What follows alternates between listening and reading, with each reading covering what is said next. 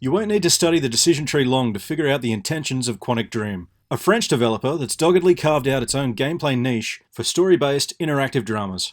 Its first effort on PS2, 2005's Fahrenheit, was a great warm-up effort. Then that precipitated into heavy rain for the PS3 in 2010. 3 years later, Quantic took things even further with Beyond Two Souls. I wish I could tell you that the studio's been steadily going from strength to strength with its games, but that's not how this story goes. Fans of Quantic Dream have slowly been woken up to a harsh truth. Auteur writer-director David Cage is in need of an editor. You are now ready to begin Detroit. Remember, this is not just a story. This is our future. What went wrong with Beyond varies depending on who you talk to. Players who value narrative above all things felt that the many plot threads in that ghost game became too muddy, unfocused, or simply required too much suspension of disbelief. Problems also arose when the butterfly effect of these stories resulted in disappointing dead ends, or actors making uncharacteristic emotional shifts to better satisfy one specific narrative track shift.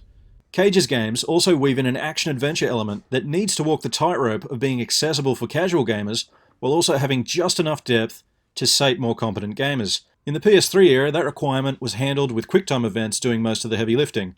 Unfortunately, QTE became a dirty acronym by the end of the last console generation, more or less reviled as microtransactions are today. Personally, I think that time has served to cool that burning hatred a little bit. Obviously, this still poses a challenge for Cage, who's seeking to serve both ends of the skill spectrum.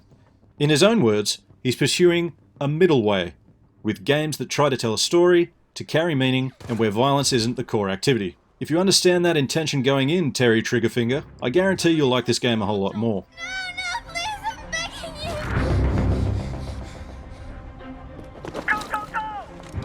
you! Because Detroit Become Human is basically the same template as always. You're handed 3 vastly different characters, one after the other, and you're given just enough rope to interact with their worlds and define some life-changing dialogue decisions, all of which are on a short timer.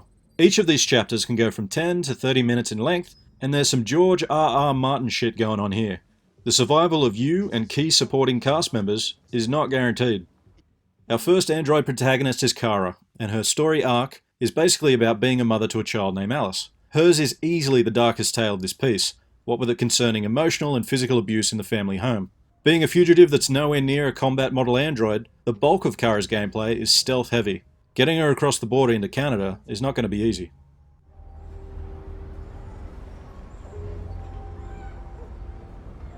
You should tell me about yourself. What you like to do, where you like to go, your favorite foods. That would really help me. There is something important I'd like to note here. The early moments of her tale were widely previewed by games media, myself included, and I'm happy to report that that particular section was not indicative of the level of acting throughout the entire game. I mean, I remember coming away from my own preview session really unimpressed with the unconvincing script and the subpar acting of the guy playing Alice's dad. Fortunately, he represents this early low point that isn't repeated. Hot on the trail of Cara, and this increasing number of deviant androids in general, is Connor. He's a goody two-shoes prototype android who's been partner to Lieutenant Hank Anderson, a grizzled and alcoholic detective who hates robots. Yep, you guessed it. This is the police procedural section of the game. Casing crime scenes is interrupted by the occasional Starsky and Hutch chase moment, and as Connor, you must constantly spin the plates of sticking to his prime directives, ingratiating yourself with Hank, and not being a race traitor to your people. Because revolution is very much the inescapable main thread of Detroit, and the primary arc of our final protagonist, Marcus. Unusually contemplative and artistic, Marcus starts out his life as a carer to Carl Manfred, a rich retiree who nurtures his gifts like a father, while also ignoring his own actual screw-up of a son. Without spoiling too much, Marcus must make his way from here to becoming the leader of a secret android underground. Whether his growing army of deviants becomes a positive force for good, or just a bunch of pissed-off Terminators, is all up to you and your decisions.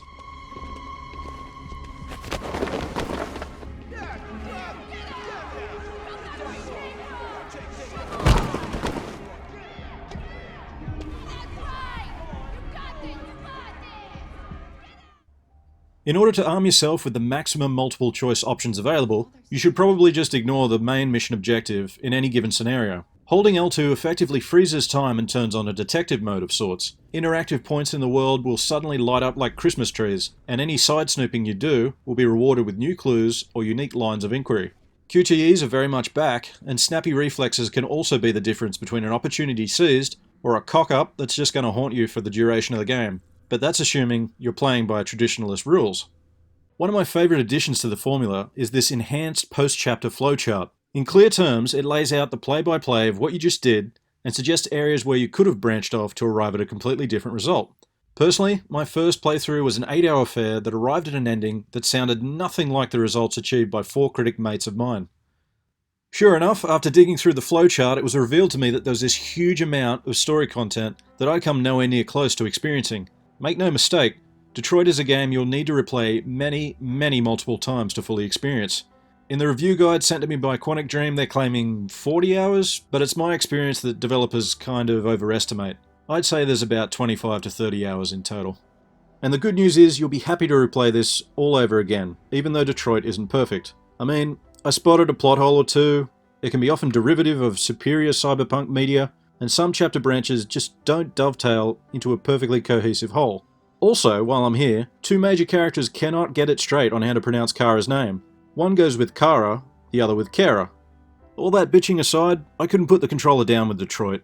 The characters effortlessly burrowed their way into my heart, and I was moved more consistently than Heavy Rain or Beyond Two Souls. I've been following Cage's work from Fahrenheit to now, and I can say without a doubt that this is his best work.